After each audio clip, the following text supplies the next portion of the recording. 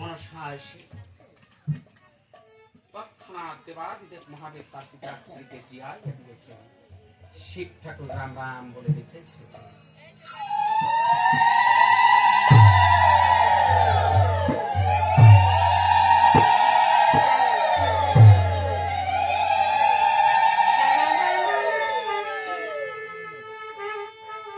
চন্ডিকা তৎক্ষণাৎ মনে মনে চিন্তা করেছে, সর্বনাশ, আজ এই মনসার জন্য আমার স্বামীর যে অবস্থা হয়েছে, আমি হয়তো স্বামী হারাই হয়ে যেতে। তাহলে এই মনসাকে কিছুতে আমার গৃহে রাখবো না, কেননা বিবাহ রজনীতে সে নিজ পতি খেয়েছে, ওই জন্য আমার স্বামীর দুরবস্থা হয়েছে। এ যদি আমার গৃহে থাকে তাহলে এই গৃহে আর কল্যাণ হবে। আমার মেয়ে লক্ষ্মী সরস্বতী কার্তিক গণেশ না জানি কত অকল্যাণ। এই মনসাকে আমার বনবাস দিতে হবে। শিব ঠাকুরকে বিভিন্ন কথা বলে ভুলিয়ে ভালিয়ে ডেকে বলেছে, স্বামী, তুমি এই মনসাকে আজ যে আমার গৃহে রাখতে পারবে না, তুমি এই মনসা দেবীকে এক্ষুনি বনবাস দিবে। শিব ঠাকুর ডেকে বলেছে, চণ্ডী, তুমি মনসাকে গর্বে ধারণ করেনি বলে অতি সহজে তুমি কথাটা বলে ফেলেছো। ও চণ্ডী, আমি যে ওর পিতা, পিতা হয়েছে কিভাবে আমি ওকে বনবাস দেব, সেই পথ আমি খুঁজে পাচ্ছি। কিছুতেই আমি এই মনসা দেবীকে বনবাস দেব। চণ্ডী ডেকে বলেছে, স্বামী, তাহলে তুমি শোনো, তুমি যদি এই মনসাকে বনবাস না দেয় তাহলে এই মনসাকে নিয়ে তুমি কাশীর পুরীতে থাকো। আমি এক্ষুনি লক্ষ্মী সরস্বতী কার্তিক গণেশকে নিয়ে চলে যাবো আমার বাপের। শিব ঠাকুর তখন চণ্ডীকে ডেকে বলেছে, চণ্ডী, তাহলে ঠিক আছে, তোমার কথাই আমি রাখছি। আমি এক্ষুনি মনসাকে চিরদিনের জন্য বনবাস দেব। বিশ্বমা স্মরণ করে ডেকে বলেছে, বিশ্বকর্মা, তুমি ওই জয়ন্তী নগরে এমন সুন্দর একখানা সুবর্ণের কুঠি নির্মাণ করো যেখানে আমার মেয়ে মনসা চিরদিন সুখে শান্তিতে বসবাস করবে। বিশ্বকর্মা তাই করেছে। জয়ন্তী নগরে সুন্দর একখানা সুবর্ণের কুঠির নির্মাণ করেছে। শিব ঠাকুর সেই স্বর্ণ কুঠিরে তখনই মনসা দেবীকে নিয়ে উপস্থিত হয়েছে বনবাসের উদ্দেশ্যে। শিব ঠাকুরের দু চোখের জলে বক্ষ ভেসে যাচ্ছে, আর মনে মনে চিন্তা করেছে যে আমি পিতা হয়ে মাতার জন্য কিছু করতে পারলাম না, ওকে কিভাবে এই বনের ভিতরে আমি একাকি রেখে যাব। তাই দু চোখের জল পড়তে পড়তে নিচে একটি মন্ডর মতো সৃষ্টি, আর একটি কন্যা সন্তান খিলখিল করে হেসে যাচ্ছে। এই কন্যা সন্তানটি হল সেই নেতা। চোখের আর একটি নাম যখনই নেত্র, নেত্রের জলে জন্ম হয়েছে বলে ওর নাম হয়েছে নেতা। তাই নেতা ডেকে বলেছে, পিতা,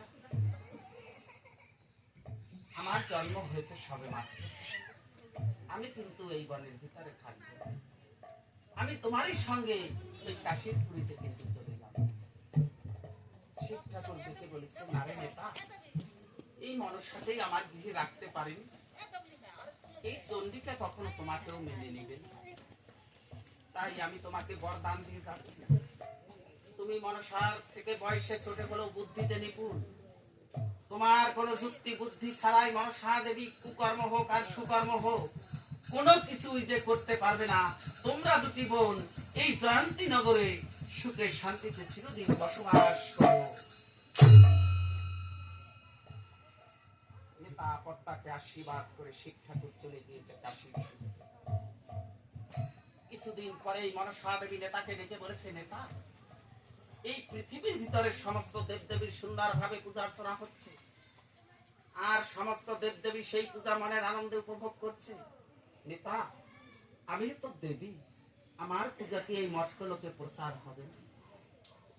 নেতা বলেছে, পদ্মা, তুমি একটি সুন্দর কথা বলেছ, এই মঠকলোকের ভিতরে তোমারই পূজা হবে, তবে যে তোমার পূজা হবে আমি তোমাকে এই বরদান দিয়ে যাচ্ছি, এই পৃথিবীর ভিতরে সমস্ত দেব দেবীর আগে এই মর্তলোকে যে তোমার পূজা হবে। নেতা বলেছে, পদ্মা, তুমি বিলম্ব না করে এক্ষুনি এক্ষুনি আমাদের পিতা দেবাদিদেব মহাদেবের সম্মুখে চলে যাও, তোমার একটি সুব্যবস্থা হয়েছে। নেতার আদেশ পেয়ে পদ্মাবতী যখনই সেই স্বর্গপুরীতে উপস্থিত হয়েছে, চিত্রসেন রাজা নামক এক ব্যক্তি স্বর্গের পূজা অর্চনা করতে পুষ্পের সাজিনী মত অবস্থায় চিত্রসেন রাজা স্বর্গপুরীতে পদার্পণ করেছে।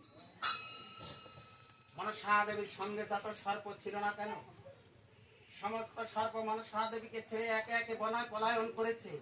সমস্ত দেব দেবীর সম্মুখে মনসা দেবী লজ্জায় লজ্জিত হয়ে চিত্রসেন রাজাকে ডেকে বলেছে, চিত্রসেন রাজা, আমি তোমাকে অভিসম্পাত করেছি, তুমি শুনে রাখো, তুমি আর এই স্বর্গপুরীতে থাকতে পারবে না। তুমি মর্ত্যলোকে গিয়ে মনুষ্য রূপে বণিক কুলে জন্মগ্রহণ করবে।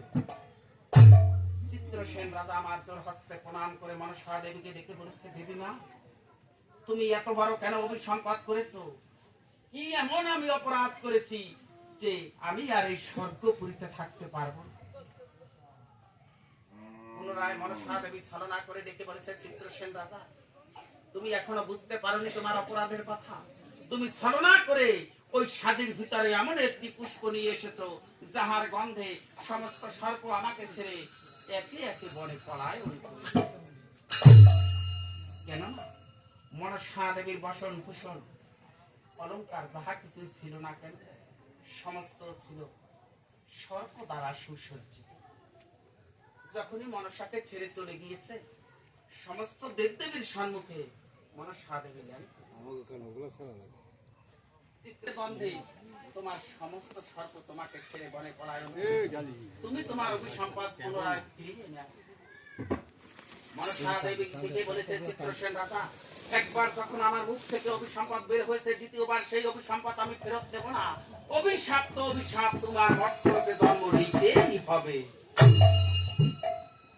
চিত্রসেন রাজা রাগে রাগান্বিত হয়ে মনসা দেবীকে ডেকে বলেছে, মনসা, তুমি যখনই তোমার অভিসম্পদ ফেরত নেওনি, তাহলে তুমিও শুনে রাখো, আমিও তোমাকে অভিসম্পদ করে যাচ্ছি এই সমস্ত দেবদেবীর সম্মুখে বসে। অবশ্য সাপিলা মাত্র শুধু কারণ তোমাকে সাপিব আমি তাহাতে যেমন, অবশ্য যাইব আমি পৃথিবীর মাঝারে, তোমার পূজা না হবে পৃথিবীর ভিতরে। আমি যদি তোমার পূজা করি কৌতূহলে, তাহলে তোমার পূজা হবে এই জগৎ।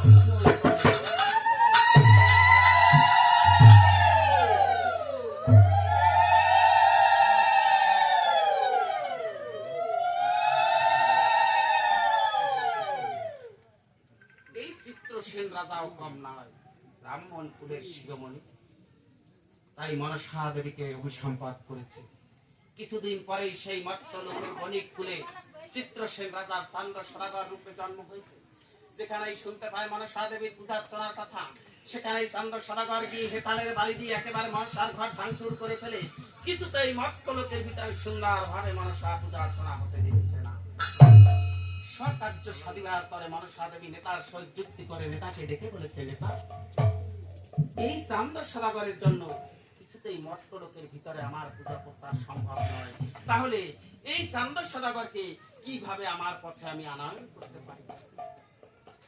নেতা ডেকে বলেছে, পদ্মা, তুমি বিলম্ব না করে চান্দ্র সদাগরের সুন্দর একটি গুয়া বাগান রয়েছে, তুমি এক্ষুনি সেই গুয়া বাগান কেটে তছনছ করে দাও। হয়তো তোমারই ভয়ে ওই চান্দ্র সদাগর তোমার পথে ফিরে পুনরায় আসবে। সদ্য সুধী ভক্তগণ, এই চান্দ্র সদাগরের যত ক্ষতি করেছিল, সর্বপ্রথমে ক্ষতি করে এই গুয়া বাগান দংশন পালা কীর্তন।